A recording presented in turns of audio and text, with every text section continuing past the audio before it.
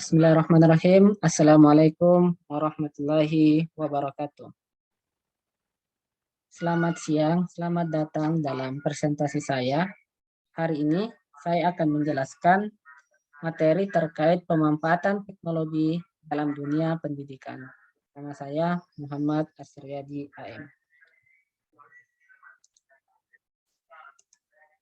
Teknologi adalah alat yang ampuh yang dapat menjadikan pendidikan lebih bermakna dan menarik bagi guru maupun siswa. Saat ini kita sudah memasuki sebuah era industri 4.0 yang mana pada era ini pemanfaatan teknologi merupakan sebuah keniscayaan. Sehingga teknologi dalam segala lini pendidikan itu sangat dirasakan manfaatnya. Khususnya di bidang pendidikan pun tidak luput daripada pemanfaatan teknologi.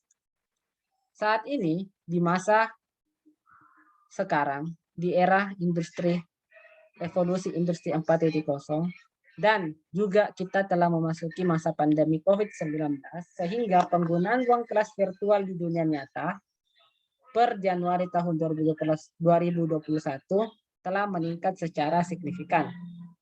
Hampir 95% seluruh sesi pembelajaran di sekolah dilaksanakan secara daring atau online. Bagaimana dengan masa depan pembelajaran? Masa depan pembelajaran di dunia ini, yang pertama, ruang kelas daring berarti pembelajaran digital untuk semua orang.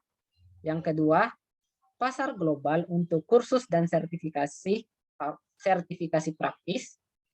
Yang ketiga, peningkatan kualitas pembelajaran campuran. Yang ketiga, naiknya permintaan terhadap program berbasis keterampilan dan investasi yang lebih besar pada teknologi interaktif dalam mengatasi kesenjangan digital. Bagaimana peran teknologi terhadap pembelajaran? Tentu dijelaskan di awal bahwa peran teknologi di segala lini kehidupan itu sangat banyak manfaat. Khususnya dalam dunia pembelajaran, teknologi interaktif membuka banyak cara untuk belajar. Teknologi interaktif membantu menciptakan peluang komunikasi. Hal ini mendorong guru dan siswa untuk lebih banyak berkomunikasi, berbagi, dan mendiskusikan gagasan, serta saling berkolaborasi. Dampak teknologi terhadap proses belajar mengajar. Teknologi adalah alat ampuh yang mampu mengubah cara guru mengajar dan cara siswa belajar. Teknologi telah memberikan akses ke pendidikan dan akses ke berbagai cara komunikasi dan bekerja sama. Selanjutnya, bagaimana proses belajar mengajar? Selama ini ada dua bentuk proses belajar mengajar, yaitu proses belajar mengajar secara tradisional dan proses belajar mengajar dengan menggunakan teknologi.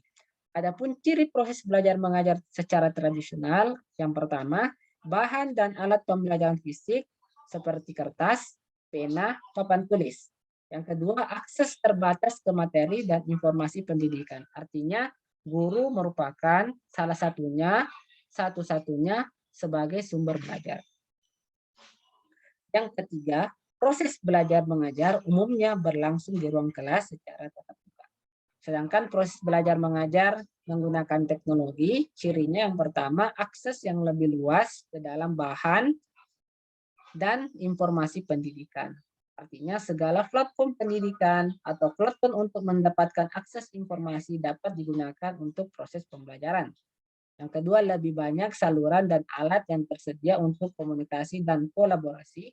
Yang ketiga, memungkinkan jenis pembelajaran yang lebih personal bagi siswa. Kemudian, apa manfaat teknologi bagi para guru? Tentu, teknologi sangat membantu guru untuk menjalankan tugasnya. Ada 3 hal yang dapat menjadi poin utama manfaat teknologi bagi pendidikan yang dirasakan oleh pada guru. Yang pertama, memungkinkan guru untuk lebih fleksibel. Guru dapat menggunakan berbagai metode dan alat pengajaran untuk memenuhi kebutuhan pembelajaran. Yang kedua, membantu guru lebih terhubung dengan siswa. Guru lebih mampu berkomunikasi dengan siswa dan mendukung mereka dalam proses belajar. Yang ketiga, membuka akses ke lebih banyak sumber daya. guru dapat menemukan materi pembelajaran tambahan yang dapat membantu tugas mereka. Selanjutnya adalah manfaat teknologi bagi siswa. Bagaimana teknologi membantu siswa dalam hal yang pertama, memungkinkan pengalaman belajar yang lebih personal. Siswa lebih leluasa memilih metode dan alat yang membantu mereka belajar dengan baik. Yang kedua, meningkatkan komunikasi siswa. Siswa memiliki akses ke berbagai saluran yang memungkinkan mereka untuk berkomunikasi dan berkolaborasi dengan guru serta sesama siswa. Yang ketiga, membantu siswa bersiap untuk masa depan. Siswa dibekali untuk menyongsong masa depan yang syarat teknologi dan akan mudah beradaptasi. Teknologi memajukan siswa. Tentu, apakah ini masa depan pembelajaran? Ya, teknologi pembelajaran jarak jauh sangat penting bagi pendidikan saat ini dan kemungkinan akan tetap penting di masa mendatang saat sekolah menentukan cara terbaik untuk melangkah maju. Sekolah dapat menggunakan atau menawarkan kombinasi pembelajaran jarak jauh dan tatap muka. Selanjutnya, bagaimana cara mempersiapkan ruang kelas virtual? Nah, ada 5 langkah yang dapat ditempuh. Yang pertama, pilih sistem manajemen pembelajaran. Pelajari sistemnya agar dapat memaksimalkan penggunaannya.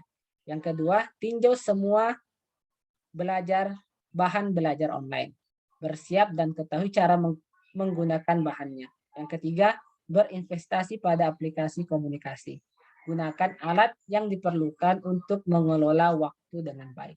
Yang keempat, langkahnya adalah pilih platform streaming yang aman. Pilih platform andalan yang dapat membantu pencapaian sasaran Anda.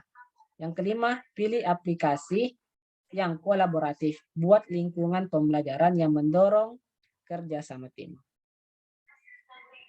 Sebagai penutup, David Warlick mengatakan bahwa teknologi perlu ada di setiap kelas dan dikuasai setiap siswa dan guru.